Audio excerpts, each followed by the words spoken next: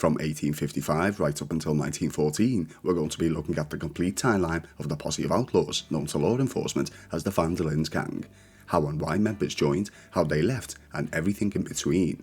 If you enjoy the following, you all know what to do, and if you're new to the channel and haven't subscribed already, please consider doing so. Please be aware that there will be full story spoilers ahead for both Red Dead Redemption and its prequel, and with that being said, let's get into what we came here to see, beginning with the early life of gang leader Dutch van der Linde himself. Dutch van der Linde was born in Philadelphia, 1855, to his mother Greta and an unnamed father. Dutch's father fought for the Union during the Civil War, but was unfortunately killed in battle. Because of this, a young Dutch developed a grudge against the more southern regions of the United States. Potentially due to an absent father from such a young age, Dutch became a rebellious teen, often clashing with his own mother. At the age of 15, Dutch left home pursuing a life of crime in order to survive. Greta van der Linde would pass in 1881. Her remains buried in a Blackwater cemetery, something of which Dutch would later learn from an uncle of his. Around 2 decades later, Dutch would meet a man named Hosea Matthews at a campfire on the road to Chicago. Hosea was a con artist born in 1844, somewhere in the mountains, as described by Hosea himself. Similar to Dutch, Hosea didn't really know his own father, citing that he lived a life of sin and debauchery that would make an emperor blush. In the earlier years of Hosea, he would sometimes frequent as a stage performer for a living, but ultimately realised that a life of crime paid better. When Dutch and Hosea would initially encounter, the pair were attempting to both con and steal from one another. Both quickly realising what the other was up to, they laughed it off and decided to team together, believing that working alongside each other would be more beneficial. Hosea at some point would meet a lady named Bessie, whom he would later marry before her passing some years after 1893, with Hosea stating that he missed her every single day. Hosea Matthews would try to convince Dutch that the pair should help people rather than simply steal. This brought forward the original ideology of the gang, similar to that of Robin Hood: steal from the rich and give to the poor. Dutch and Hosea, now having worked alongside each other for a couple of years, soon found themselves in Kettering, Ohio. Whilst posing as international merchants, conning a total of 12 of the locals into investing $300 into a falsified Portuguese shipping company, their plot was soon uncovered by one Sheriff Carmichael, leading to the arrest and incarceration of the pair. On March 9th of the same year, Dutch and Hosea would escape captivity by somehow managing to tie up the sheriff and robbing him before making their escape. Later that year, the duo would discover a 14-year-old street orphan by the name of Arthur Morgan. Arthur Morgan was born in 1863 to Beatrice and Lyle Morgan, somewhere in the northern United States. After his mother passed, when Arthur was at a very young age, it was left to his father to raise him alone. Lyle was not a kind man, nor a loving father to Arthur, a petty criminal who would later be arrested and hanged for the charge of larceny in 1874 when Arthur was just 11 years old. Taking Arthur under their wing, both Dutch and Hosea would teach him how to read, how to write, how to shoot, and how to fight.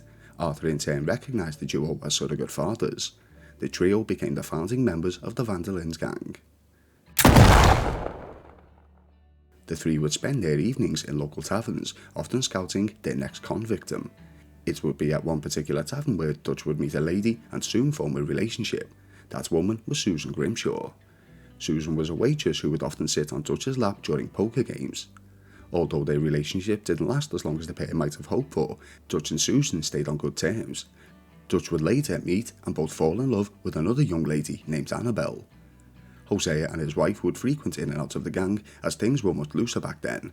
Hosea would always drift into the life of a career criminal, stating that Bessie knew who he was and what he did. Although the year is unspecified, in the early 1880s, Arthur would meet a young lady named Mary Gillis. Mary Gillis very much disapproved of Arthur's alcohol lifestyle, as did their father, and although Arthur loved Mary, his loyalty to Dutch and Hosea would come first. To him, they were his family. Arthur and Mary's relationship would be on and off over the next 2 decades. During a break from Mary, Arthur would meet a second young lady named Eliza, whom would soon fall pregnant to him, later giving birth to a son named Isaac. Although Arthur's loyalty was to stay with his surrogate family, he would check in on Eliza and Isaac from time to time, handing them money during visits. In 1885, Dutch came across the hanging of a young boy, just 12 years of age. The child had been caught stealing from homesteads somewhere in Illinois. Dutch intervened during the hanging, stepping in and in turn saving the young boy's life. That young boy was John Marston. John Marston was born in 1873, somewhere in the northern regions of the United States. His mother, a prostitute, died during childbirth, and his father, an illiterate Scottish immigrant, was blinded during a bar fight when John was just 8 years of age. John's father passed shortly following this, with it being explained to John that his father had succumbed to his injuries. Because of this, John was sent to an orphanage. He would eventually run away from the new home due to mistreatment and turn to a life of crime on the streets. At the age of 11, John would kill a man by way of shooting, claiming it was not his fault. Dutch, Hosea, Susan and Arthur would raise John, teaching him how to read and write similar how they had taught Arthur. The gang became a surrogate family to John after losing his own. Several events transpired during the year of 1887. Dutch would meet a fellow gang leader by the name of Colm O'Driscoll, and although the pair would rival against one another, originally there would be a mutual respect between the two, almost a friendship if you will. For reasons unknown, Dutch would murder Colm's brother, and in retaliation to this, Colm would kill Dutch's love interest, Annabelle. These two actions ended any form of respect one had for the other, sparking an intense rivalry between the two factions of the Linde Gang and Colm's boys. Dutch, Arthur and Hosea would also up their game from petty robberies to more organised crime. At around 2 PM, the trio burst into a banking house of Lee and Hoyt, holding up both staff and customers, making off with around $5,000 in gold. The gang would use these newly acquired funds to hand out to some of the less fortunate locals, such as those living in shanties and orphanages, maintaining the Robin Hood-like philosophy. Feeling very strong about his teachings, at one point Dutch heavily scolded Arthur for stealing from a poor man's home, reprimanding him for these actions, believing themselves to be better than common criminals. This way of thinking wouldn't last very long for Dutch, as he himself began to rob from the rich but kept the money for himself and his gang. This was as the world around them was becoming more civilised and the law was clamping down on posses of outlaws such as the Van der Linde and O'Driscoll boys. Dutch started isolating his family, feeling an anger towards the world advancing around him, attempting to keep his word to his gang on being free from the restraints of man. During these robberies, Dutch seemed to become somewhat unhinged as he would slay those who opposed him, much to the dismay of his best friend Hosea Matthews. Tragedy would strike Arthur Morgan in the same year. During a visit to Eliezer and his son Isaac, Arthur would be greeted by 2 crosses in the front yard to his home, and he just knew. He later learned that the bandits had rolled through and slaughtered the pair, all for $10. This hardened Arthur's view on the world, leading him to become a much colder character.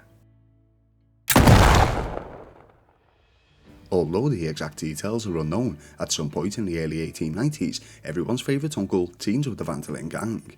Uncle was born in Ohio in 1849. Uncle suffered a terrible childhood, being assaulted by a relative and losing both of his parents when he was just 9 years old. Following this, he moved to a new city, forced to live on his wits. It's unclear why Dutch believed that an elderly alcoholic with a lazy work ethic would be a good fit for the group, but for some reason he kept old Uncle around.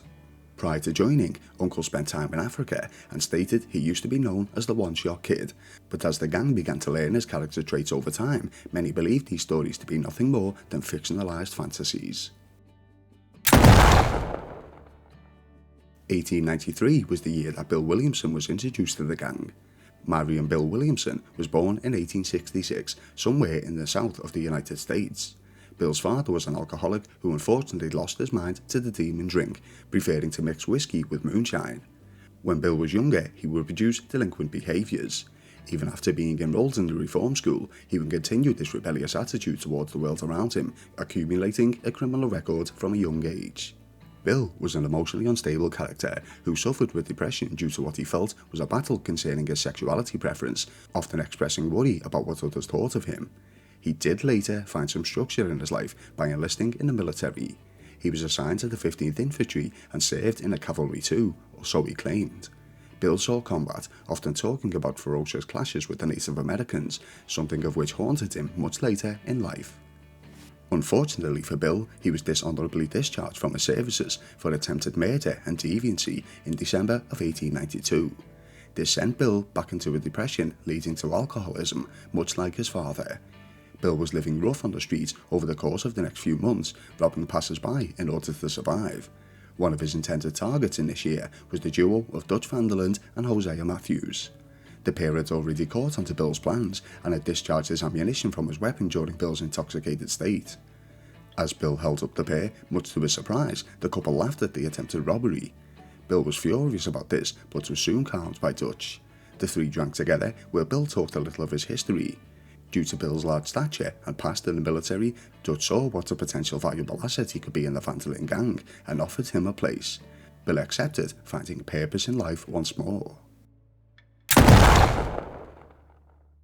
Now and again, Uncle would prove his uses to the male members of the gang, bringing in courtesans for recreational purposes. One particular female worker was a former orphan and pianist in cat houses, Abigail Roberts.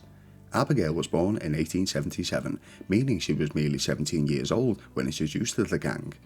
She would spend her time with the men of the gang, with exceptions such as Hosea Matthews, but ultimately fell in love with gunman John Marston. The pair fell pregnant very quickly. Even though John would claim that the unborn child wasn't his, Dutch made sure that Abigail would stay with the gang, as whomever the child's real father was, it was still part of the van der Linde family. 1895 saw the addition of a few new members to the gang of outlaws. Abigail gave birth to baby Jack for starters.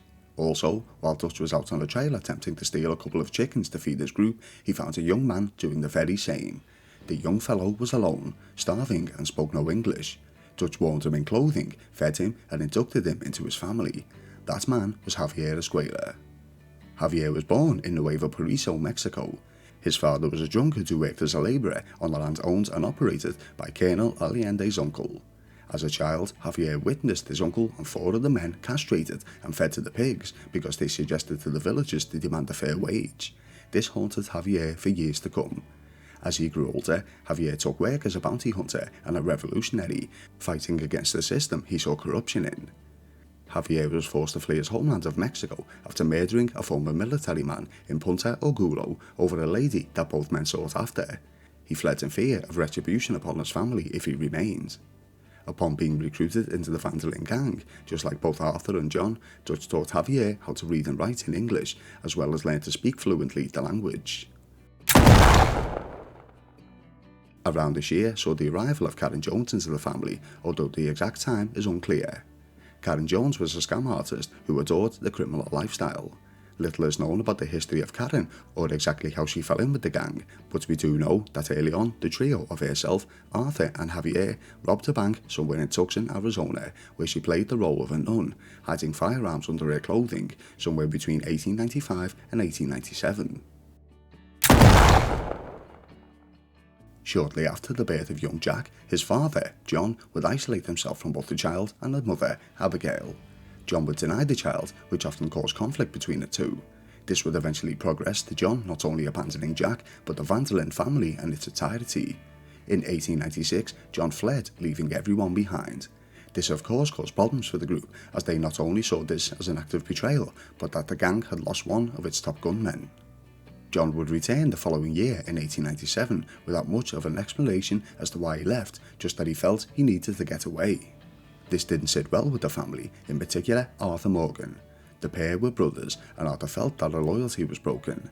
Upon his return, John would still deny the little boy, continuously causing conflict. 1898 brought the addition of multiple new associates into the family. Whilst travelling through the Grizzlies at one point, the gang stumbled upon a young gentleman by the name of Lenny Summers. Lenny was born in 1880, making him only 17 or 18 when the gang discovered him. Both of his parents were former slaves, a life that Lenny luckily managed to evade. His father, an educated man, taught Lenny how to read and write. Tragically for Lenny, when he was just 15 years old, he learned that his father had been brutally beaten to death by a mob of drunkards. As revenge, Lenny murdered those responsible, in turn forcing him to flee, with Lenny evading the law over the next few years. Dutch was impressed when he learned of Lenny's covert ability and believed it would be a valuable asset to the gang, welcoming him with open arms. As Dutch became less of the Robin Hood figure and expressed more selfishness, he recruited a loan shark expert into the gang, Leopold Strauss. Strauss was born in 1846 in Vienna, Austria. Leopold's upbringing wasn't one of happy memories. His older brother was a career criminal, and his father sold Leopold's younger sister, Anna, to a labour camp, stating that he needed to do this to provide for the rest of the family. Strauss suffered with health issues. He travelled to the United States in 1863 with his uncle to seek a better healthcare system, specifically New York. Unfortunately, Leopold's uncle passed due to a heart attack, leaving a young Strauss to fend for himself in a strange place. Leopold was intelligent and used his smarts to con people out of their earnings to provide himself a life. Leopold lived this way for a long time before being discovered by Dutch, who saw his talents and brought him in. Molly O'Shea and Dutch van der Linde became an item around this time. Although it's unclear as to when Molly exactly joined up with the gang, we do know a little of her history. Molly was born in Dublin, Ireland, to a wealthy family. Bored of her privileged lifestyle, Molly emigrated to the United States in search of adventure. She found this within the van der Linde gang. Molly wasn't interested in the criminal aspect of the life. She had set her sights on Dutch and Dutch alone. At some time prior to 1898, there was an unnamed gang member that was slain by the gang itself for treachery. Unfortunately, there is very little information on this person, who they were or what they did. All we know is that they betrayed the gang at some point and ultimately paid the price. While still up north, similar to how they discovered Lenny Summers, in 1898 the family stumbled across Charles Smith. Charles was of mixed descent, having an African American father and a Native American mother. The childhood of Charles was not a happy one. Charles' father lived with him and his mother as part of their tribe up until the day the United States military rode in and turned the tribe upside down. Charles' mother was taken by the military, never to be seen again. The father took this heart, turning it to the bottle for comfort. Witnessing this decline, Charles left his father to his own devices and lived alone from the very young age of 13. Charles learned to survive on his own, live off the land and become an expert hunter. He ultimately aligned himself with the van der Linde gang as he was tired of sleeping with one eye open and waiting for someone to kill him in his sleep. The latest member to join the van der Linde gang was a wild and unpredictable outlaw known as Micah Bell III. Whilst at a bar named Crenshaw Hills in 1898, Micah first met Dutch. Dutch was there trying to sell some gold that his gang had recently stolen. Things turned sour for Dutch as the buyers had no intentions of paying. Micah stepped in, potentially saving Dutch's life in the process. Due to these actions, Dutch insisted on Micah joining the gang. Micah Bell III was born in 1860 to Micah Bell Jr. and an unnamed mother. When he was just 17 years of age, Micah and his father were forced to go on the run after committing the double homicide of a man and his wife at their homestead. He has a brother named Amos who has broken all ties with Micah due to the severe sadistic nature of his crimes. For the remaining gang members, the individual years that they joined the gang are unknown. Brothers Mac and Davy Callender joined the family prior to 1899. Dutch saw potential in their brothers' gunslinger skills and aggression and saw them as good fits as enforcers to the gang. Orville Swanson was a clergyman who had succumbed to drink. Swanson would begin to participate in adult-themed activities with courtesans, forcing him to be removed from his position within the church. Swanson also began an affair with a lady named Margaret, which as expected didn't turn out too well. Swanson was wanted by the law for bigamy, with the authorities eventually catching up with both him and Margaret in San Francisco. Later in life, in circumstances that are unknown, Orville Swanson would save the life of Dutch van der Linde. Dutch welcomed him into the mix with open arms. Jenny Kirk was a very young lady who was discovered by Dutch on the side of the road. Homeless, hungry and abandoned, Dutch fed and warmed the girl. It's not made entirely clear what Jenny's role was in the gang, but it's safe to assume that she was more than likely used as a distraction, similar to Karen. Jenny was also educated by Dutch, as was Arthur, John and Javier. Simon Pearson was dealing with violent debt collectors when he encountered Dutch van der Linde, and with Dutch needing someone to both cook and organise things within the camp, learning Pearson's history, Dutch saw him as a perfect fit. Simon Pearson was a former Navy seaman who claims to have been stranded at sea for 50 days, but survived. Other than that, there's not a great deal of knowledge about the history of the cook, except that he has an Aunt Kathy. Although the exact year is unclear, at some point prior to 1899, the gang came across a young lady named Tilly Jackson. Tilly Jackson was the daughter of a former slave and became homeless at a young age. In her early teens, Tilly fell in with a gang of outlaws run by one Anthony Foreman. Malcolm Foreman, a relative of Anthony, made unwanted advances towards a very young Tilly. To defend herself, Tilly killed the man. Fleeing the gang in fear of retribution, Tilly returned to her mother only to learn that she had passed. found begging on the streets by Dutch vandalins, he brought her into his family, teaching her how to read and write like he had done for so many others. Although not considered to be a full-fledged member of the gang, more of an associate, Josiah Trelawney began making dealings with Dutch, exchanging information for a slice of the pie. Josiah has a wife and 2 young children and resides in Saint-Denis. He frequents in and out of the gang and is disliked by some members on account of his inability to keep quiet. Prior to 1899, members of the Vandalins gang rescued a young lady from an angry mob by protecting her. That young lady was Mary Beth Gaskill. Mary Beth's past is a bit of a mystery. We only know that her mother died from typhoid when her daughter was young. Mary Beth was a pickpocket who was caught, causing the chase leading to her being rescued. Very similar to the tale of how Dutch met Bill Williamson, Sean Maguire entered the mix. In a bar somewhere in North Elizabeth, Dutch and Hosea were enjoying a drink when Mr. Maguire spotted a fancy pocket watch on Dutch's person. Fancying his chances, the young Irishman followed the pair into a dark alley, threatening them at gunpoint. Much to Sean's surprise, the pair had been onto his plans and had quietly taken a bullet from his gun. The duo laughed at Sean, daring him to shoot them. Sean, in his charismatic ways, tried to persuade the pair to leave him be. Dutch, liking Sean's personality, decided to defeat the man and bring him into the gang, believing him to be a promising young asset. So with the Vandalin family now being around 25 strong, each with their own unique talents and skills, Dutch was ready to make bigger plans. Setting camp just off the coast facing the town of Blackwater in May of 1899, Dutch sent his gang in to see what promising leads they could find. Hosea and Arthur planned a real estate scam of some sort, but top gunman Micah Bell convinced Dutch Vandalin of something bigger. A ferry, rumoured to be carrying a significant amount of cash, is settling in the port of Blackwater. Against the advice of Hosea Matthews, and with Micah Bell in his ear, Dutch decides for the gang to pull off the heist. Having their own lead, Arthur and Hosea were absent during this, but with Dutch still having top gunmen such as John Marston, Micah Bell and Sean Maguire, he was confident in the gang's ability to make this a success. The gang stormed the boat with aspirations of relieving the vessel of its rumoured $150,000, converting to approximately $5.6 million as of 2024. According to Javier Escuela, the planned heist had gotten off to a pretty good start and everything seemed fine, but then things turned quickly sour for the gang. A massive amount of Pinkerton detective agents, in tow with what seemed to be the entire Blackwater Police Department, and it's rumoured that legendary gunman Landon Ricketts was also involved, although this is often scepticised, arrived to halt the gang's escape. Uncharacteristically, Dutch felt he needed to take a hostage to aid his escape, a young woman who was later named as Heidi McCourt. Dutch murdered the young lady in cold blood. Somehow, most of the members of the heist managed to escape and flee back to camp, but unfortunately, not all. The gunfight would prove devastating to some.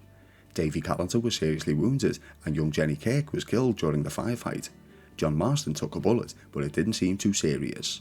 Charles Smith somehow burnt his hand, possibly whilst using dynamite to crack safes, and both Sean Maguire and Matt Callender were captured and brought into custody.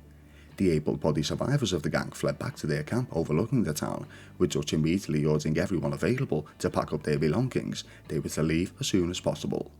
All packed and ready, the gang headed north into the snowy mountains of Amberino, using the freak snow blizzard as cover, thus beginning the story of Red Dead Redemption 2. Dutch sends a couple of the best men ahead. Michael and John are sent to scout further north to ensure no one is on their tail, whilst Arthur is sent to find shelter. Arthur finds an old abandoned mining town named Colter.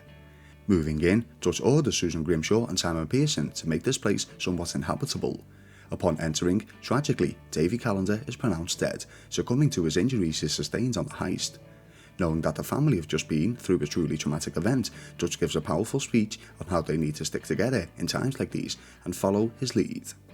Dutch needs Arthur's assistance in heading out to both find Micah Bell and John Marston, whom he feels may have gotten lost due to the heavy blizzard. Setting out, the pair soon come across Micah, who informs them he's found a homestead beaming with light and noise. Upon approaching the home, the trio quickly learn it's inhabited by the rivaling O'Driscoll gang after Micah notices a corpse in the cart that's more than likely the actual occupant. A firefight ensues with the Vandalin gang proving victorious.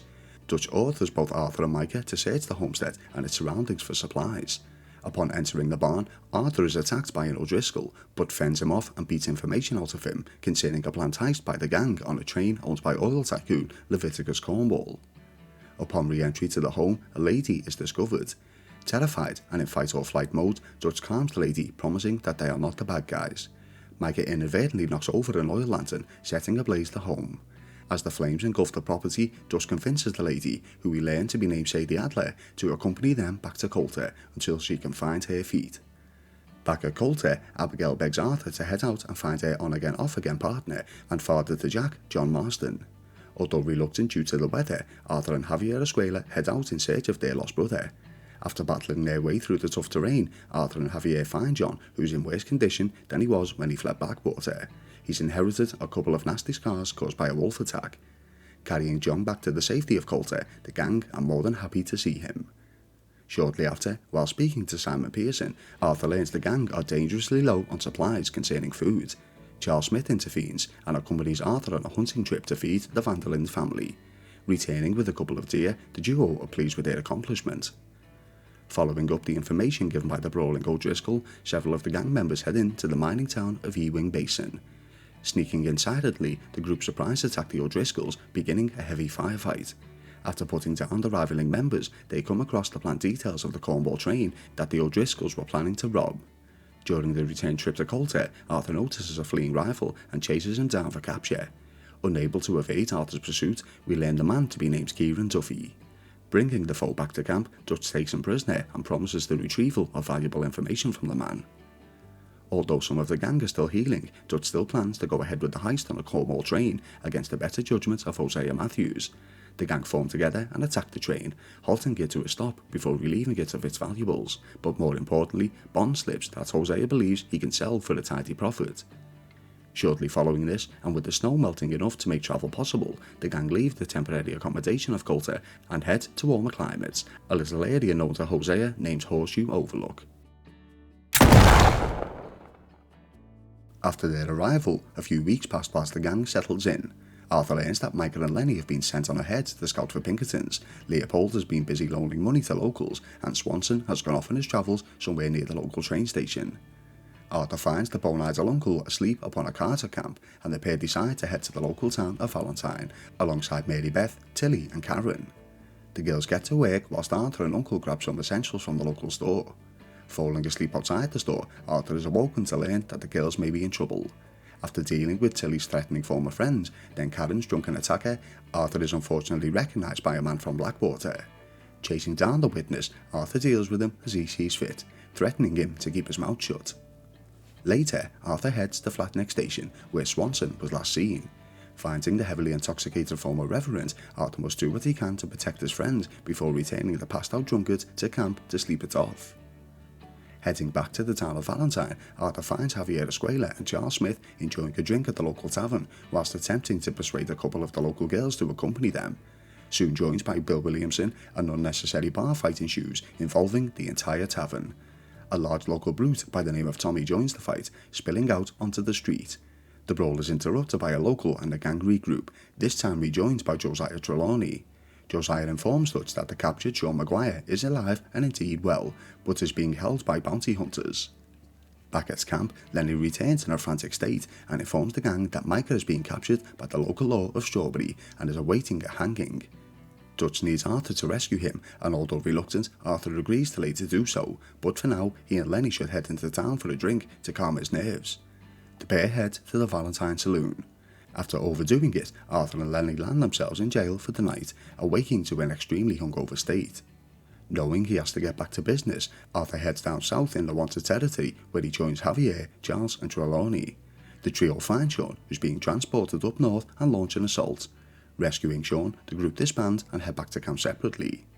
At Horseshoe Overlook, the gang interrogate their prisoner, Kieran Duffy, into revealing the whereabouts of his former gang leader, Colm O'Driscoll. After threats are made to remove a particular part of Kieran's anatomy, Kieran gives the location of 6 Point Cabin, slightly north of Valentine. With Kieran in tow, Arthur, Bill and John head to the cabin, wiping out as many O'Driscolls as possible. Upon entering the cabin, Arthur is ambushed, forcing Kieran to step in and save his life. Realising that Colm wasn't there, Arthur thinks Kieran set them up before quickly realising that he actually hadn't. Kieran is accepted into the gang as a fully fledged member. Later, against his better judgment, Arthur heads out to the town of Strawberry to rescue Micah. After receiving no real help from the lawmen, Arthur improvises in breaking him out. Micah isn't set on just escaping. He heads in the opposite direction, wanting to retrieve his firearms, tearing apart the entire town in the process. After evading the law, the two men separate, whilst Micah heads back to a small camp he's made just outside of town. Upon visiting Micah at his camp, Micah tells Arthur of a potential stagecoach robbery that's normally hit by the O'Driscolls. Arthur and Micah head to the location and ambush the convoy, taking the reins.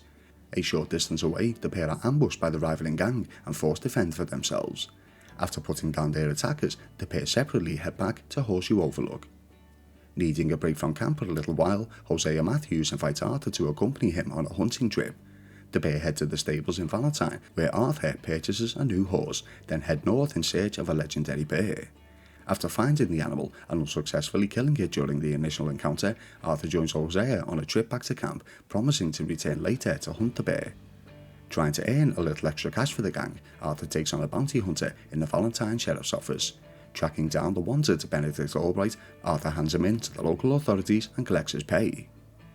Back at Horseshoe, Leopold Strauss, who previously loaned cash to some of the locals, informs Arthur it's time to collect on these debts. Giving him a list of names, Arthur uses brute force to collect. Upon returning, Leopold tells of one final debt, a farmer by the name of Thomas Downs. Arthur heads to the ranch and confronts the debtor. After beating down the sick individual, Arthur returns home to inform Leopold that the collection was unsuccessful, calling him a fool for lending Downs the money in the first place.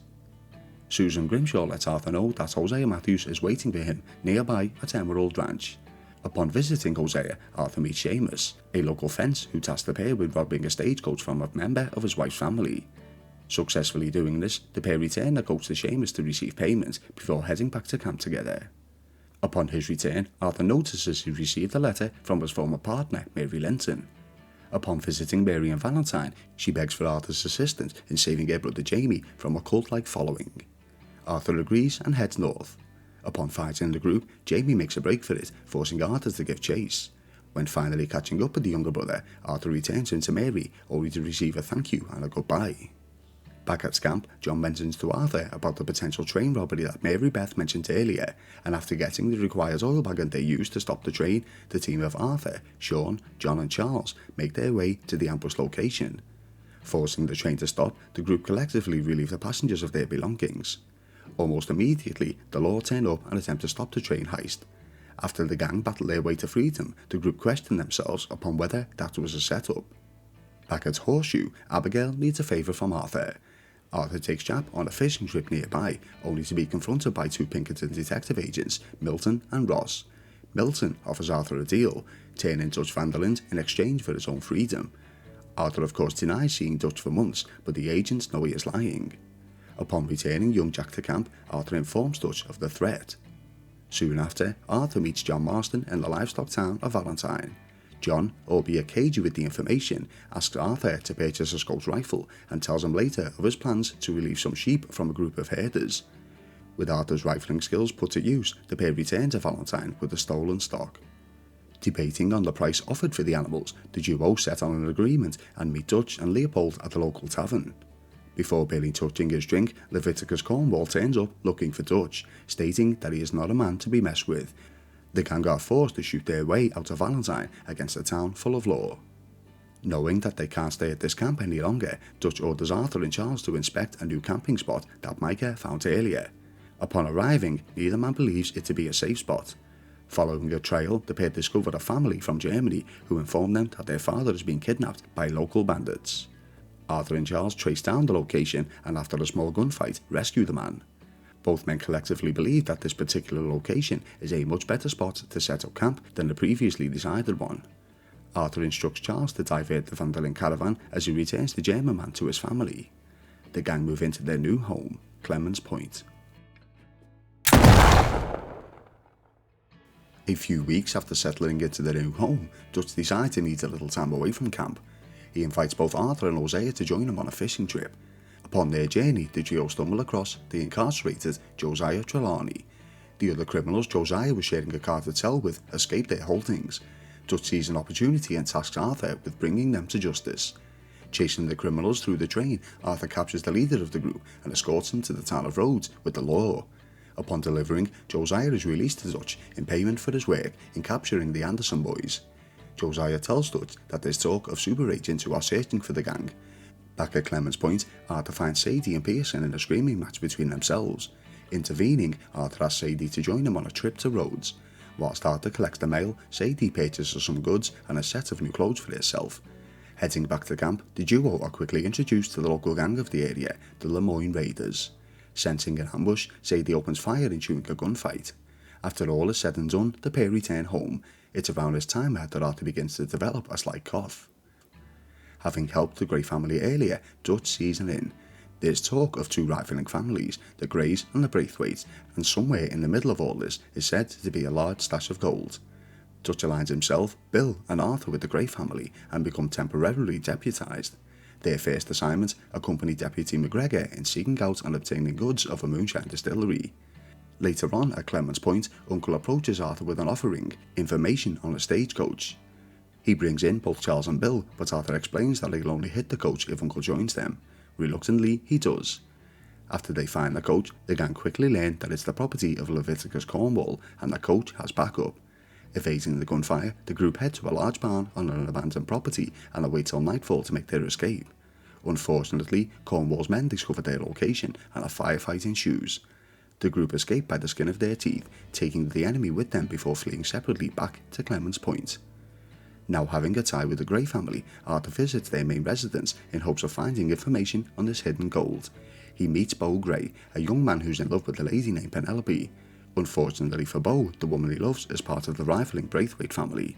Beau asks Arthur to deliver a letter and a gift to Penelope for him as he can't get near her. Arthur obliges. Upon handing Penelope her letter, she has one to return to Beau. When Beau reads the letter, he quickly learns that his love interest is planning to take part in a women's rights march through the town of Rhodes, and fears it may cost her her life. Arthur works security for Beau, making sure that no one interrupts the rally. Sometime later, Arthur learns that the gang have made a connection with the Braithwaites. Accompanied by Hosea Matthews, the pair attempt to sell the moonshine taken earlier to the head of the family, Catherine Braithwaite.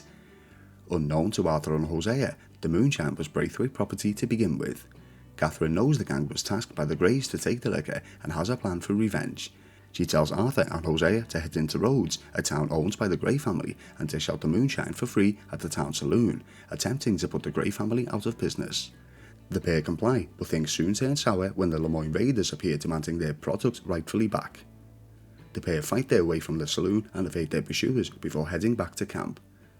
Whilst back at camp, a young Lenny Summers approaches Arthur, informing him that he's heard of an old house from the locals and that it's rumoured to be the resting spot for a weapons cache. Not wanting to miss a top opportunity, the pair head to the location known as Shady Belle. Using a distraction when approaching, the duo battle their way through the Lemoyne Raiders, clearing them out in the process. After finding the weapon stash, they deliver it back to camp. Later on, still not satisfied with her revenge, Catherine Braithwaite meets with Hosea, Arthur and Sean at her home. She asks the group to torch the tobacco fields of the Grey family, trying to damage them even further. The pair agree to do so, but only narrowly escape with their lives. Back at Clemens Point, Dutch is feeling troubled about Hosea's talk of these super agents and orders Arthur and Charles to speak to the conman. Upon entering his caravan on the outskirts of Rhodes, it's clear that there's been a scuffle and Trelawney is nowhere to be seen. Tracking him down and dealing with the kidnappers, Arthur asks Charles to take him back to camp. A little while later, after Josiah has recovered, he tells Arthur of a lucrative stagecoach he knows of and wishes to teach him a less violent way of dealing with it. The pair find the coach, and with Josiah using his charm as a distraction, Arthur is able to lift the goods with ease. Back at Clemens Point, Arthur learns that Tavish Grey, head of the Grey family, wishes to speak with members of the Linde Gang. As an act of revenge for having the tobacco fields torched, Tavish orders the trio of John, Arthur and Javier to steal some prize horses belonging to the Braithwaite family with a promise that they'll get $5,000 per steed. The trio comply, but soon learn that the unlikely promise of the high reward was indeed false. At Clemens Point, some time later, Bill calls over to Arthur. He explains that he wants to put together a small team and head back to Valentine to hit the bank, believing enough time has passed now. As the group get themselves ready, Leopold Strauss informs Arthur that former debtor Thomas Downs has passed away and the debt will be inherited by his wife and child.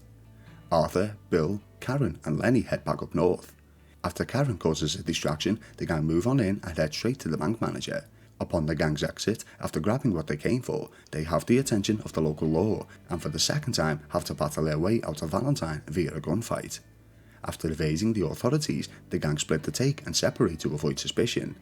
Arthur heads to collect the debt from the grieving Downs family before returning home. Back home, Dutch learns that Colm O'Driscoll wants to meet with the intention of settling their differences. Although skeptical, Dutch complies and takes both Arthur and Micah with him. Arthur is paced overlooking the meet, but is ambushed from behind and taken captive. Arthur is both shot and tortured by Colm and his men, who explain that they took Arthur as a deal with the law to let his own gang be. Arthur escapes captivity with the help of his horse and somehow finds his way home. After spending several weeks recovering, Arthur is back to 100%. He's ordered to meet with Bill, Micah and Sean in the town of Rhodes to put in some work for the Gray family. Upon walking through the town, Arthur senses that something isn't quite right. The group of four are quickly ambushed by the Greys after their affiliation with the Braithwaites are uncovered. Sean is unfortunately killed immediately and Bill is captured soon after. After fending off the attackers, Micah and Arthur head to the sheriff's office where a final showdown with the lawmen commences. After dealing with the Greys, Arthur orders Bill to bury the body of Sean, not too close to camp. Upon returning to Clemens Point, Arthur learns that young Jack has been kidnapped and Kieran believed he saw the Braithwaite family do it. The entire gang head to the Braithwaite manor demanding the child back. An immense firefight ensues, leaving many of the Braithwaites dead. Dragging Catherine from her home and demanding answers, the gang learn that the head of the Braithwaite family has sent Jack to Saint-Denis under the protection of criminal tycoon Angelo Bronte. Because of the gang's inability to not make noise, Pinkerton detective agents Milton and Ross enter their home of Clemens Point. The lawmen ask for the surrender of Dutch in exchange for everyone else's freedom. Of course, no one complies, and the Pinkertons leave empty-handed. Knowing that they must relocate, Arthur suggests a large home in the swamps that he and Lenny found earlier. Taking John as backup, the duo clear out more raiders before the rest of the Van der Linde gang move in to their new home of Shady Belle. As the gang move their belongings into Shady Belle, Dutch asks Arthur to accompany him to the nearby large city of Saint-Denis. Upon their arrival, the pair separate to spread out in their search for information. When they reconnect outside the saloon in the city, Dutch prompts Arthur to inquire inside about Bronte. The barkeep is no help, but a drunkard tells Arthur to ask some of the local kids. Upon doing so, the kids snatch Arthur's satchel, forcing him to give chase. Arthur soon finds himself in a back alley ambush, where after a brief conversation, he learns the location of the home of Angelo Bronte. Upon meeting Bronte, the gang learned that he got involved as he was supposed to receive a kickback from the moonshine, but after the gang destroyed it, he got nothing. As payment for Jack's release, he orders Arthur and John to head to the Saint-Denis cemetery and deal with a group of grave robbers. After doing so and evading the law, Jack is returned to his father. Upon the group returning Jack to their mother, the gang celebrate long into the night. Kieran Duffy goes missing following this evening. Arthur awakes from the party to find a letter has been delivered, and once more it's from his former love interest, Mary Gillis. Upon visiting Mary at her current residence in Saint-Denis, she explains she needs his help one more time. Her father, a drunkard and a bully, is attempting to sell her mother's heirlooms. Arthur is tasked with retrieving the brooch, which he does so using force. Upon returning the brooch, Arthur and Mary spend the day together, remembering the good times. Mary begs Arthur to leave the gang and run away with her. Arthur explains that he truly wants to, but he has loyalties to his family. A little time later, back at Shady Belle, Arthur and Mary Beth's conversation is interrupted by Susan Grimshaw. Susan tells Arthur that she fears Tilly is being kidnapped by a former gang.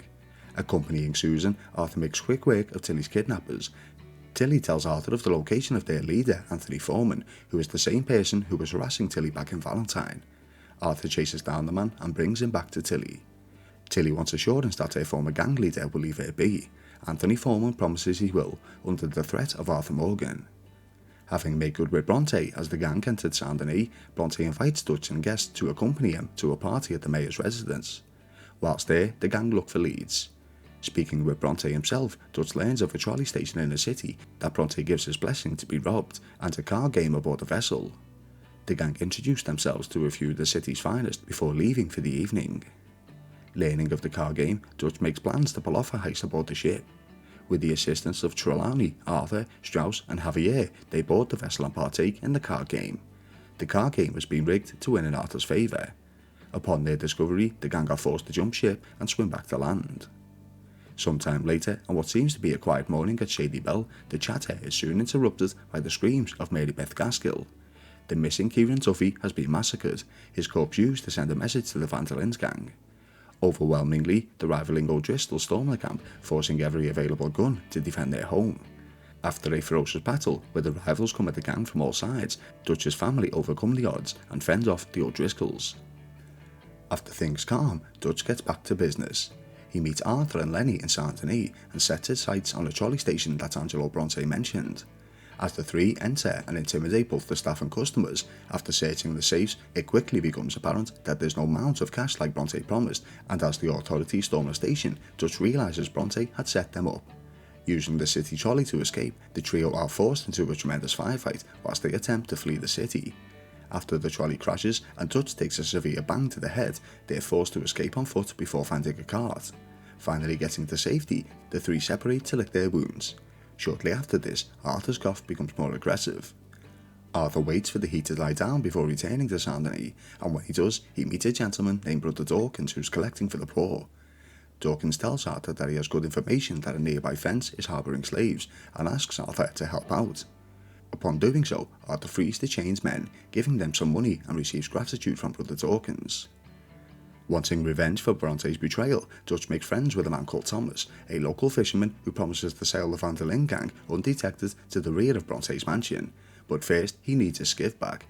Dutch, Arthur and Thomas wade through the alligator-filled swamps to find his friend, Jules. Upon finding the lost friend and the boat, the team face an unearthly enemy, the legendary Bullgator. After saving the life of Jules following the reptilian attack, the group make it back to safety. Shortly following this, Arthur meets famous author Evelyn Miller alongside Rainsfall, the head of a Native American tribe, and his son Eagle Flies. The pair ask for Arthur's assistance in stealing some files concerning the rights to their lands. Arthur obliges and gets the files needed by sneaking into Cornwall, kerosene and tar. After obtaining what he needs, Eagle Flies provides a distraction as an escape. After obtaining a boat from Thomas, Dutch decides it's time to go after Bronte. As the gang loads up and head towards the mansion, Dutch begins to show signs of his mental state cracking. He's insulting the men who follow him unnecessarily. The gang approach the rear of Bronte's mansion and deal with the guards. Fighting their way through, they eventually find the Italian mobster, render him unconscious and drag him to the boat, all while battling the local law who Bronte's paid to protect him. Out on the waters is where Dutch truly begins to show his mental decline. Sometime later, back in Saint Denis, Arthur once more meets Brother Dawkins, as he and Sister Calderon are teaching a few young boys on how to read.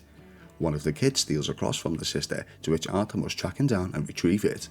After retrieving the item, Arthur recognises Edith Downs, wife of debtor Thomas Downs, now working the streets as a courtesan. With Angelo Bronte out of the way, Dutch moves forwards with his plan to rob the Lemoyne National Bank in Saint Denis. After figuring out a plan, almost all of the entire gang rally up and ride into the city. Hosea Matthews and Abigail Roberts separate from the group to cause a distraction, whilst the rest of the gang, members such as Dutch, Arthur, Micah, Lenny, Bill, Javier and John storm the premises. Quickly dealing with the staff, it's only minutes before the safes are opened and the gang have obtained what they came for. Tragically, very similar to the other heist that the gang attempts to pull off, the lawmen are onto the plans. Hosea Matthews has been captured by Pinkerton detective agent Andrew Milton. Telling Dutch he's tired of giving him chances, Milton kills Hosea in front of Dutch, all to make a point. The gang battle their way to escape the bank. All members manage to make it to the rooftop, except John Marston, who was unfortunately captured. During the escape, Lenny Summers is slain by the law. Making their way across the rooftop, the group find refuge in an abandoned building and wait it out until night. Dutch comes up with a plan. The gang will escape by boat. Silently making their way through the heavily patrolled streets of Saint Denis, they covertly manage to slip aboard the vessel and make their escape. Although free from the law, the troubles of the Linde Gang are not over quite yet. Micah spots a large formation of dark clouds in the distance and he's right to be concerned. The ship is caught in a horrific storm, capsizing the vessel. Everyone must abandon ship to have any chance of surviving. Passing out due to the trauma his body and his mind have been through, Arthur awakes on a beach with no clue as to where he is or how much time has passed.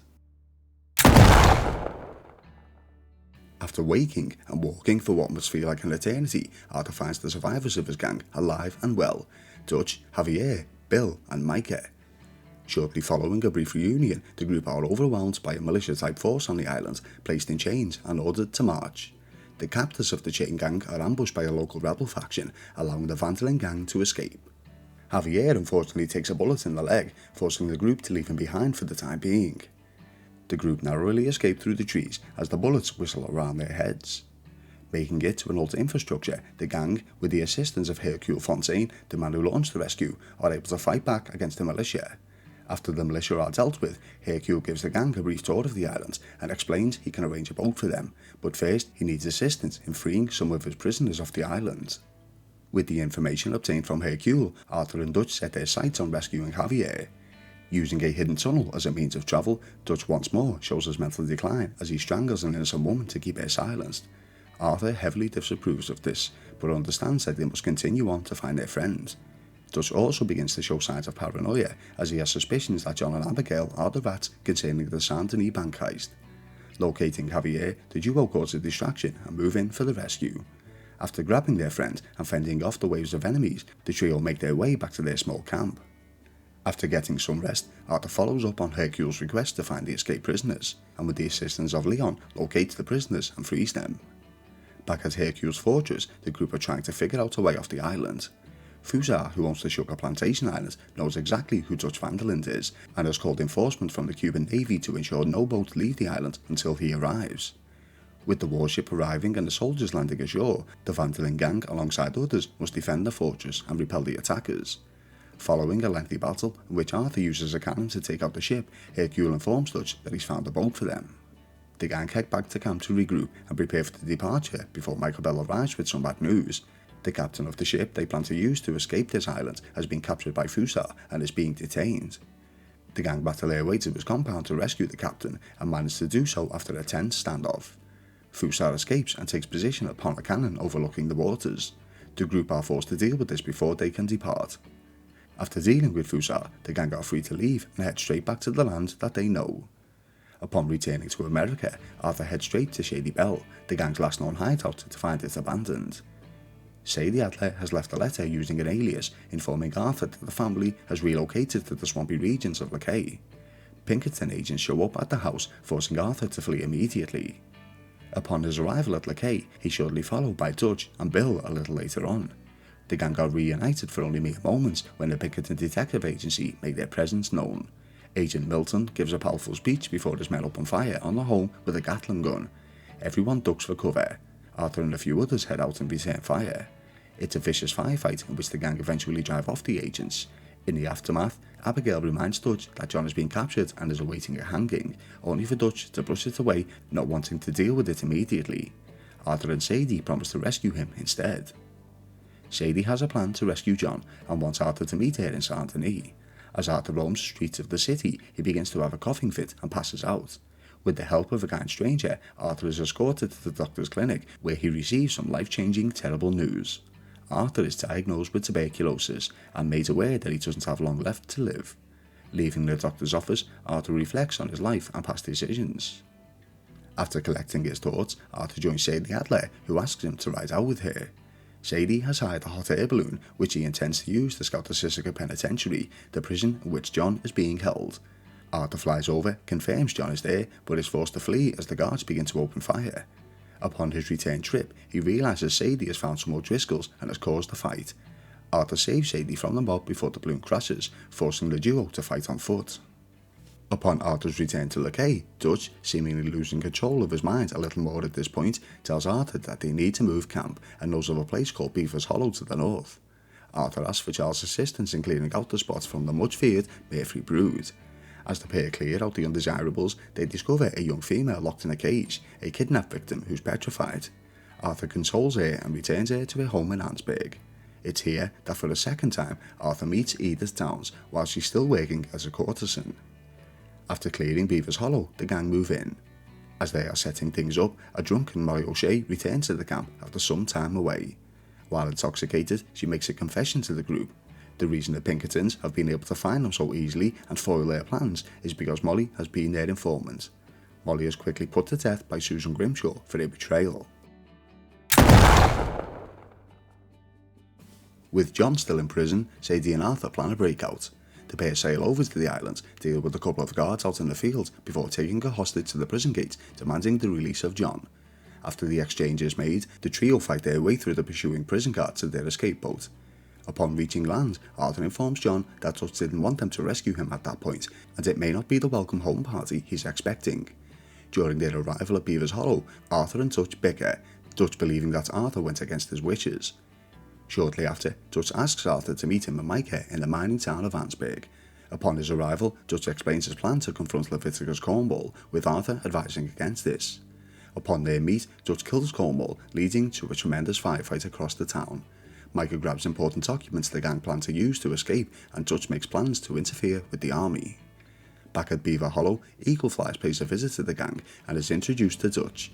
Eagle Flies request assistance in retrieving horses that were stolen from them by the military. Arthur and Charles are reluctant as they've got enough troubles around them and feel the need to add no more, but Dutch senses an opportunity and orders the gang to assist. The gang row out to the vessel and silently take out the guards. Dutch inadvertently crashes the boat whilst trying to slow it down, causing it to sink, but the group manage to get the horses to land. Following this, Charles asks Arthur if he could visit Rainfalls and help him out with something. After talking for a few moments, Rainfall asks Arthur to accompany him on a short journey.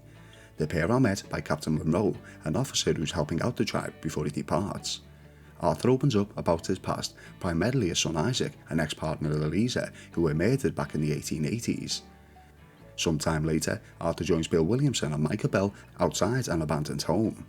Micah tells both Bill and Arthur that they need to ambush a convoy carrying dynamite that's heading to the town of Van Horn. Arthur and Bill head out, and after Bill performed a little play acting, the pair acquire the dynamite wagon and deliver it to Micah and John. At this point, it's painfully clear that Micah is the one pulling the strings in the Linde Gang. Arthur revisits the Wapiti reservation and meets Captain Monroe. After learning that the army are diverting a medical supply wagon intended for the tribe to themselves instead, Arthur insists that they intervene. Arthur meets Rainfall and Captain Monroe once more. Rainfall tells Arthur that he has a meeting with Colonel Favors and would like some backup. Arthur obliges alongside Charles, only to discover that Favors plans on turning Captain Monroe in for treason. Arthur helps Rainfall and Monroe escape the ambush, delivering the captain to the train station and giving him some money to begin a new life. It's here that he meets Sister Calderon for the last time. Arthur confesses to the sister that he's afraid of dying, and he does not believe he's led a good life. Sister Calderon reminds Arthur that every time she has met him, he's been helping someone, and that he is a good man. Arthur confesses to the sister that he's dying from tuberculosis, and that he contracted it by beating a man for a few dollars, referring to Thomas Downs. Around this time up north, Arthur meets a helpless lady named Charlotte Balfour, who's recently been widowed. Arthur teaches Charlotte how to hunt and fend for herself, as well as survive off the land. In helping the lady, Arthur is given a new perspective on life. Arthur receives word that survivors of the Great Braithwaite dispute, Penelope and Beau, are intending to flee together. Arthur helps them fend off their pursuers, allowing them to live their lives freely. Whilst back at Beaver's Hollow, Arthur receives one final letter from his former love interest, Mary Linton. The contents of the letter are heartbreaking to Arthur, as Mary has decided to cut all ties with him, even giving back a ring he once gave her. Dutch has a plan for the dynamite that Arthur and Bill stole from Van Horn. He tasks John and Arthur to blow up a bridge to stop transportation for the military. Arthur and John comply, even though they both admit they don't quite understand Dutch's plans. Sometime later, the tense rivalry between the Linde Gang and the O'Driscolls somewhat comes to an end. Colm O'Driscoll has been captured and is awaiting a hanging. Dutch, Sadie and Arthur, disguised as local law, ensure to fault any escape plans Colm may have. Colm, realising that his plans have been ambushed, breathes his last breath. Sadie, angered by the murder of her husband, snaps and takes out multiple O'Driscolls in a rage. Later, whilst back at camp, Sadie still hasn't satisfied her bloodlust for the O'Driscolls. She learned that a large group of them are holed up a hanging dog ranch, and it's the only ones left. Arthur accompanies Sadie to attack the ranch, killing off the very last of the rivaling enemy, but most importantly to Sadie, the one particular O'Driscoll who killed her husband, Jake. Sadie shares an emotional moment with Arthur as she feels some sort of weight off her chest. Several of the gang members begin to see the cracks in this one-strong family and foresee its demise coming. Swanson leaves of his own accord. He wished to take some of the girls with him, even begged them, but ultimately he left on his own. Strauss, on the other hand, is thrown out of camp by Arthur. After all of the debt collections, Arthur realises just how selfish and disgusting the gang have actually been, with his final breaking point being the family of Arthur Londonderry. Feeling that he only has a little time left in the world, Arthur vows to help those he previously harmed, the Downs family. Although Thomas Downs didn't have a great deal of time left, Arthur understands that he certainly sped up the process. Finding Edith down in Ansburg, he helps the family as best he can. First, by saving Archie from a bully foreman, and lastly, saving Edith from a dangerous gentleman. Arthur gives them money to start a new life, asking not to be thanked. Dutch's plans to cause a rift between the Wapiti tribe and the United States Army is in full effect. Himself, alongside Arthur, Eagle Flies, and many men of the tribe, set up an ambush on the military by trapping them, causing a large firefight. During the eye of the storm, when the group are searching for clues on the fallen men, reinforcements from a nearby fort emerge, causing the group to disband. Arthur and Dutch battle their way through rough terrain before eventually being cornered upon a cliffside. Seeing no other choice, the pair leap into the deep waters below to evade capture, eventually reaching safety. During this encounter, Eagle Flies is taken prisoner by the military. Knowing that Eagle Flies is being held at Fort Wallace, Arthur and Charles make their way to rescue him. During the journey, Arthur confesses to Charles that he's dying and doesn't have long left. After stealthily entering the fort and dealing with the army, Charles, Arthur and Eagle Flies manage to escape to freedom. Whilst Charles and Arthur were away from Beaver's Hollow, Micah brought a couple of old running buddies into the mix, Cleet and Joe. Both men have been brought in for the train heist that Dutch and Micah have been planning between themselves. Tensions around the camp are at an all-time high, with the family dividing itself into two, those who are loyal to Dutch and those who question him.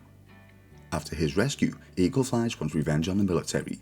With his tribe, he asks for the assistance of the Linde Gang in attacking Cornwall, Kerosene and Tar, much to his father's disapproval. Although some members are reluctant, the gang aid the tribe. In a ferocious firefight, many men are slain. Arthur becomes trapped at one point with certain death on the horizon, and Dutch refuses to help. It's at this point he realises they are no longer a family. Eagle Flies is critically wounded in battle. He is returned to his family, where he tragically passes in the presence of his father, Rainsfall. Charles decides to stay behind with the tribe to help in any way he can. Upon returning, Arthur is informed that a few more members of the Linde Gang have split. Mary Beth, Pearson and Old Uncle, whom stated to Tilly Jackson that they were running to save themselves. Despite the numbers dwindling, Dutch still plans to take on one last train heist. Rallying together what's left of his family, the Linde Gang ride out to Saint-Denis. Mistakenly believing the train was going to stop at the station, the gang are forced to chase it down and jump aboard. Whilst fighting their way through and fending off the pursuing military, John is shot and falls from the train. Dutch promises to get him back. After reaching their intended target and grabbing the loot, the gang abandon the train before it reaches the broken tracks. It's following this they learn that John didn't make it. Upon returning to Beaver's Hollow, Tilly informs the gang that Abigail has been taken by the Pinkertons. Dutch, with Micah in his ear, decides to let them have her, claiming it's just a girl. Arthur and Sadie decide against this and head to Van Horn to launch a rescue. After taking down many of the agents, a final confrontation confirmed that the rat to the gang was in fact Micah Belle and had been since returning from Guarma. Agent Milton is killed and the trio escape. Arthur tells Abigail that Jack is safe, but John has tragically passed, before saying his final goodbyes to both Abigail and Sadie. Upon his return to Beaver's Hollow, the gang are already packing up their things. Arthur tells Dutch of Micah's betrayal, who of course denies it. John returns alive, angered that Dutch had left him for dead. The gang begin to split into two factions. In a tense standoff, longtime member Susan Grimshaw is killed by Micah Belle. As the Pinkertons close in, Javier, Bill, Micah, Cleet and Joe side with Dutch, while John and Arthur stick together. The Pinkertons launch their assault, forcing everyone to flee. John and Arthur head through the caves of Beaver's Hollow, whilst Dutch and the others head in a different direction. Whilst evading both their now former gang as well as the Pinkerton agents, John and Arthur fight their way up a mountain. Arthur is given a choice to either help John escape or return for the money. Knowing he has a loyalty to John, he continues on, ensuring he is reunited with his family. Atop the mountain, John and Arthur say their final goodbyes, Arthur realising this is his last stand and decides to fend off the enemies to give John a chance to escape. Micah Belle catches up to Arthur and the pair fight to the death. As Arthur succumbs to his injuries, Dutch appears. Realising his mistakes, Dutch walks away from both Micah and Arthur. Arthur crawls to a spot to watch the sunset as he draws his final breath. After the fall of the Linde Gang, the remaining survivors went their separate ways. John, Abigail and Jack went to Yukon in search of gold, whilst Mary Beth pursued their dreams of becoming a writer and became successful. Pearson took ownership of the general store in Rhodes, and Tilly moved to Saint-Denis, where she married a lawyer. Although now away from his old lifestyle, John Marston couldn't seem to stop getting himself in trouble, often forcing his family to flee from their current setting and start somewhere anew. John and his family lived somewhere out near Roanoke Ridge.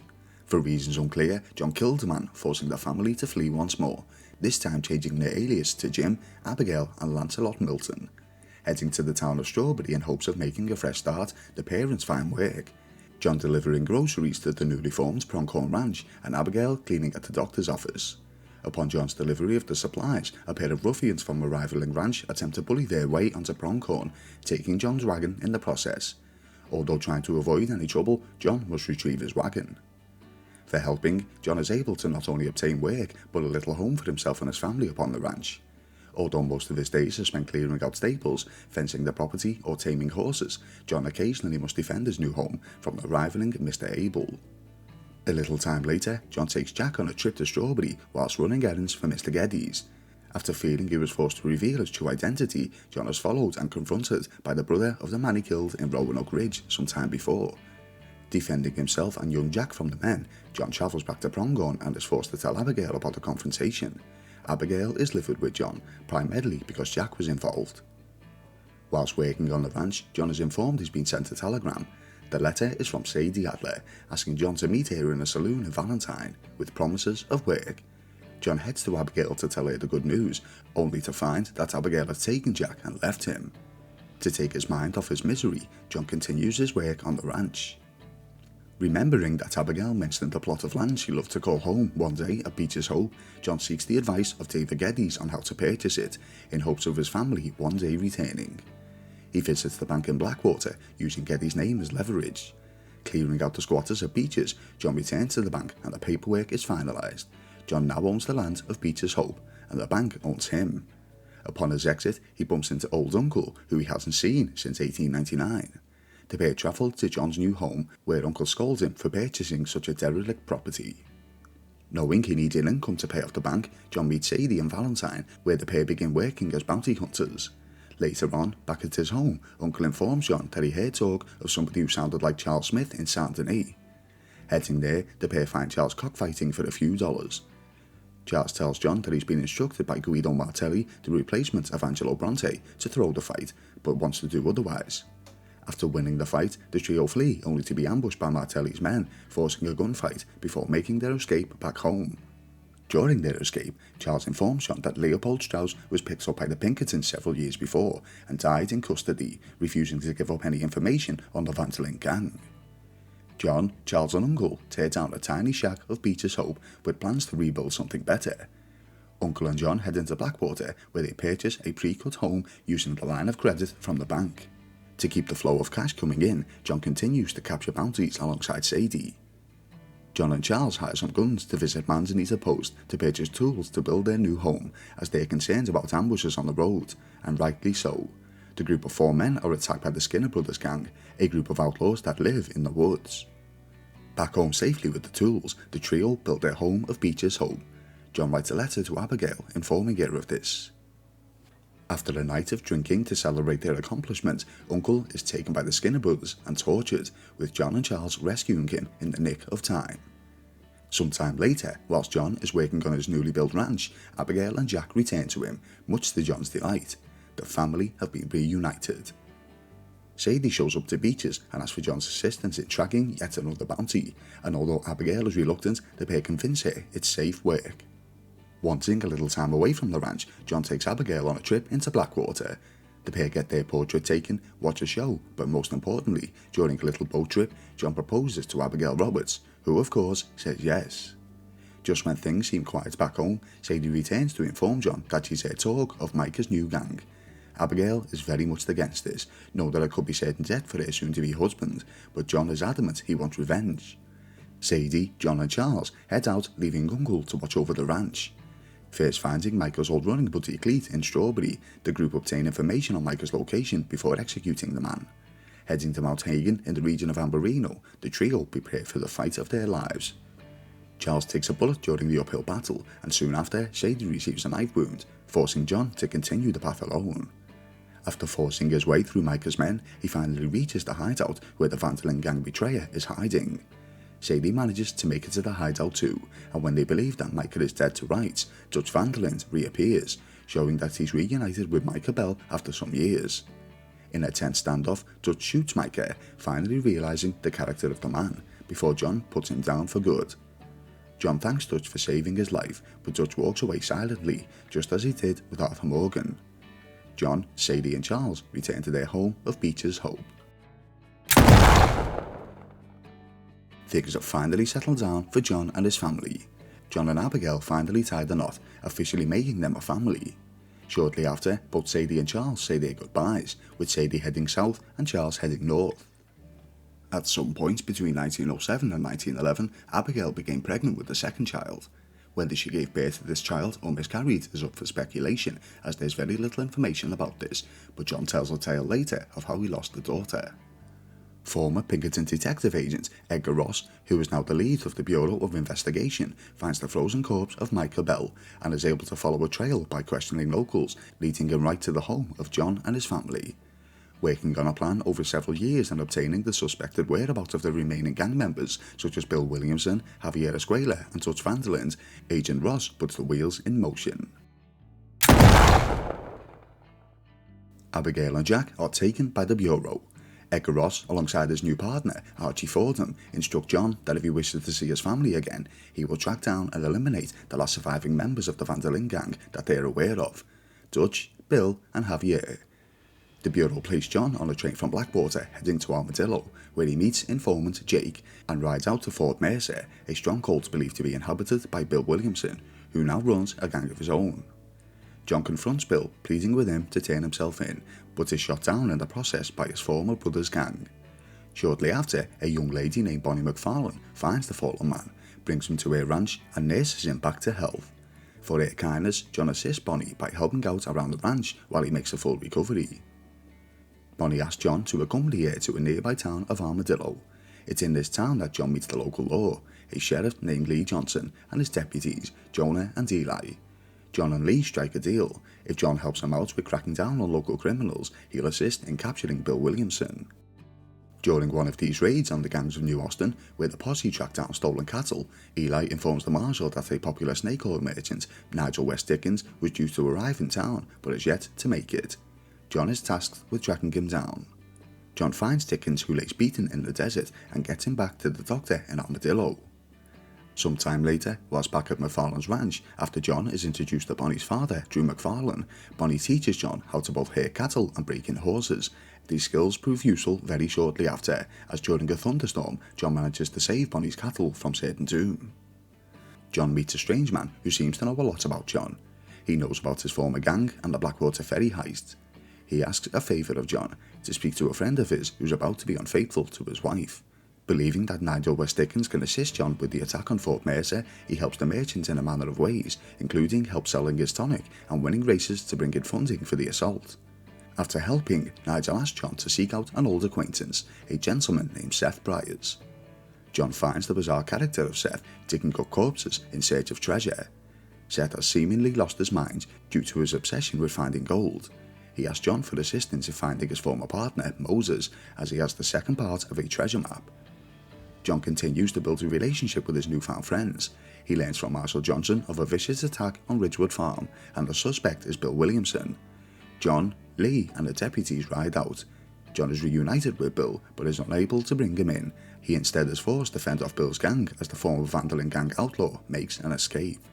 Later on, back at McFarlane's ranch, Bonnie asks John to help find her father, who's gone missing.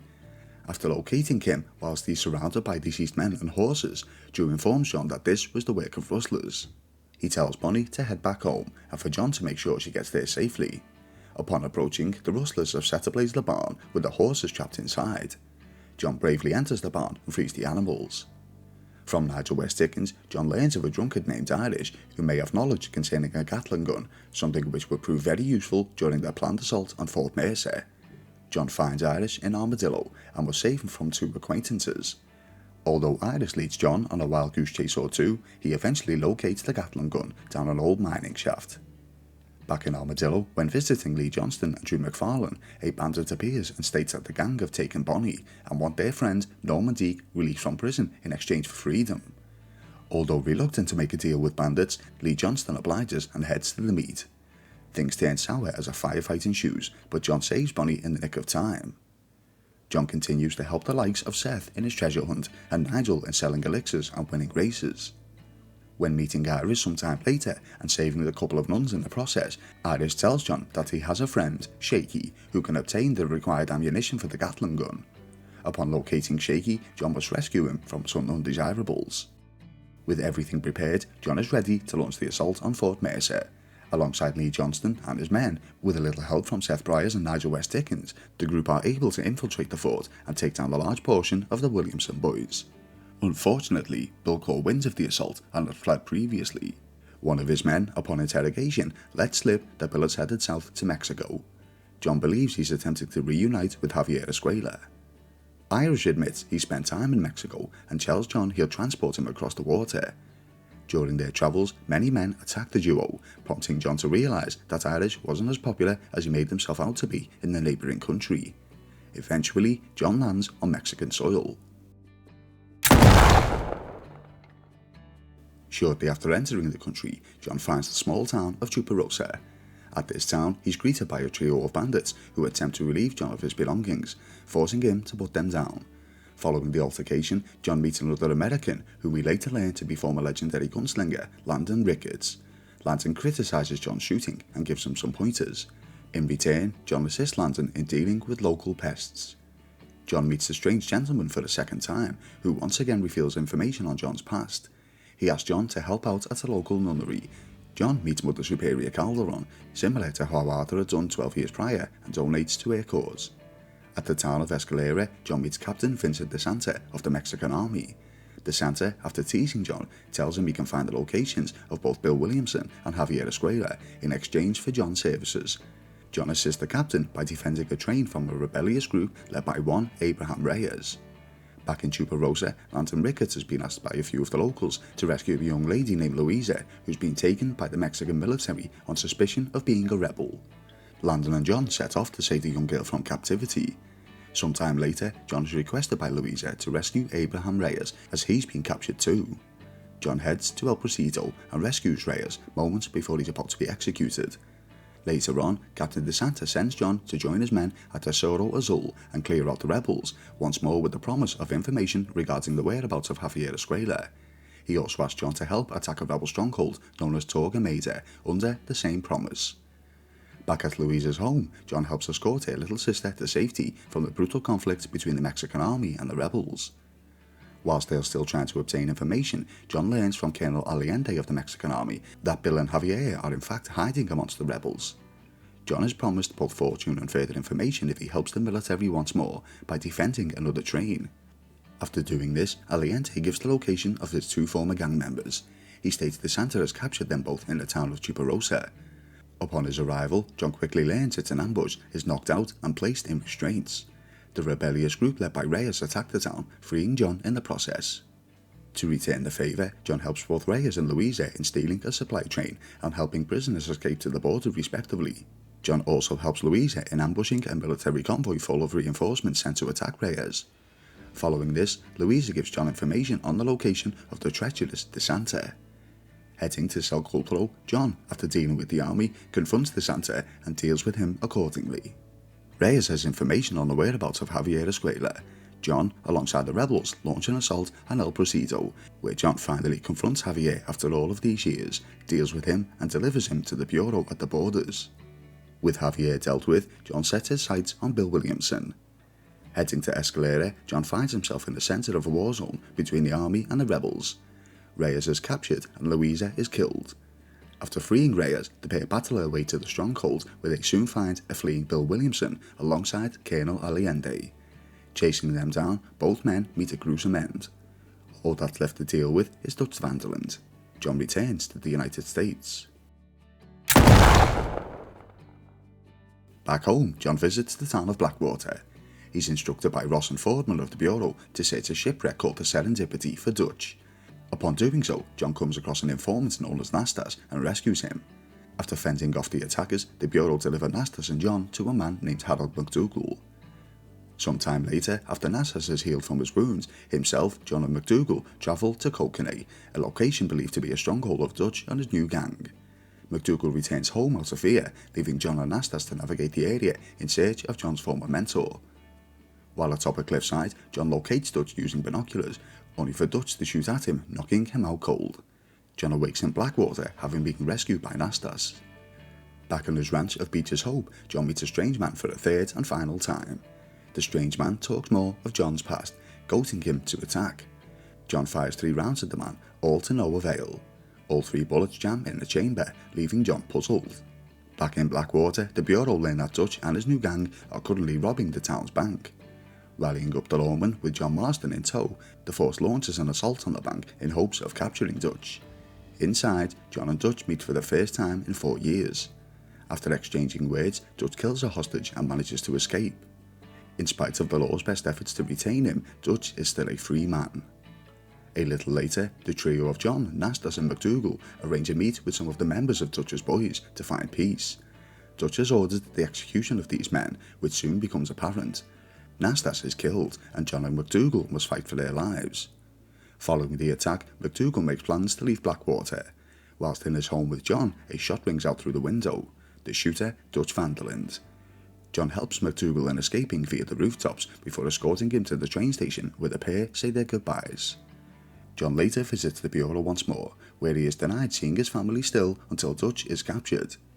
Knowing the location of Dutch's hideout, John, the Bureau and the United States military launch a mass assault on the gang, driving them back to Colter. Upon the arrival at Dutch's camp, the force is met with further resistance as John fights his way to his former mentor, father and teacher. In one final showdown between Dutch van der Linde and John Marston, Dutch opts to throw himself from the cliffside so John doesn't have to kill him. At the base of the cliff, Agent Ross uses John's gun to place a bullet in Dutch, stating it looks better for the paperwork. Ross then tells John to return home to Beecher's Hope, where his wife and child are awaiting his arrival. John finally returns home to an angered Abigail Roberts demanding to know where he's been. John explains himself and informs Abigail of the fate of their former gang members. John learns that most of his cattle has been stolen whilst he was away, so he takes Jack to McFarlane's ranch to pay an old friend a visit. John struggles at first to settle back into his home life and feels Jack is less expecting of him than he previously was.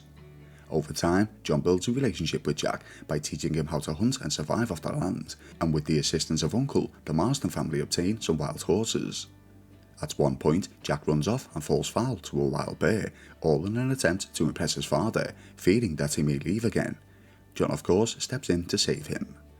Later on, Bonnie McFarlane writes a letter to John, requesting him to deliver corn sacks as their ranch is running low.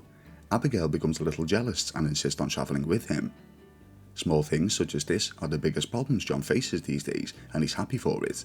That is until the Bureau come knocking at his door. Alongside the military, Edgar Ross plans to make good on his word to wipe out every single member of the van der Linde gang. John and Uncle are the final two.